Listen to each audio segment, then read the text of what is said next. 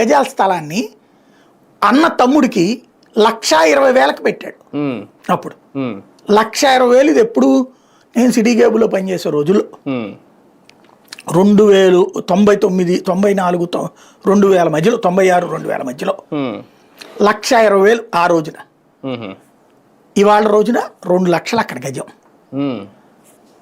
మీకు దొరకదు మామూలుగా, బందర్ రోడ్లు భూమి ఆడ దొరుకుతుంది బేసిక్ గా. అందులో అసలు ఇది మంచి జంక్షన్ పాయింట్. నీకు సంపద సృష్టి అంటే ప్రాక్టికల్ గా మనం ఆలోచిద్దాం. విజయవాడలో వస్త్రలత ఉంది, ఓ 100 షాపులు వేసుకోండి, షాప్ మీద నెలకు 25,000 వేసుకోండి, 25,000 ఇంటూ 100 షాపులు ఎంత ఆదాయం వస్తుంది? ఇది కార్పొరేషన్కి డబ్బులు వస్తున్నాయిగా. అవును.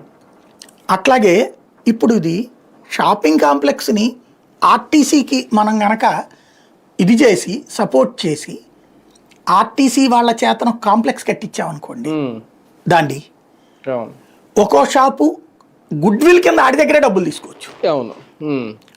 కనీసం 25 లక్షలు ఇవ్వమంటే ఈజీగా ఇచ్చేస్తాడు గుడ్ విల్ కింద. లేదు 10 లక్షలే తీసుకోను. ఆ విధంగా నీ కార్యకర్తలు కొంతమంది కూడా బాగుపడతారు. చివరికి కార్యకర్తలు తీసుకునేది అటెట్లో బయట వాళ్ళని రానియరు ఎట్టాగో. 100 మంది కార్యకర్తలకు ఒక ఆస్తి వచ్చిద్దిగా, 100 షాపులు కడితే వాళ్ళు అద్దెలకు ఇచ్చుకుంటారు. తర్వాత ఇప్పుడు వస్త్రలతలో ఒరిజినల్ అద్దెకి తీసుకున్నాడు ఎవడో ఉండడు. Kaleshwara market, Vastralatha, Rajiv Gandhi wholesale market, వీటిట్లో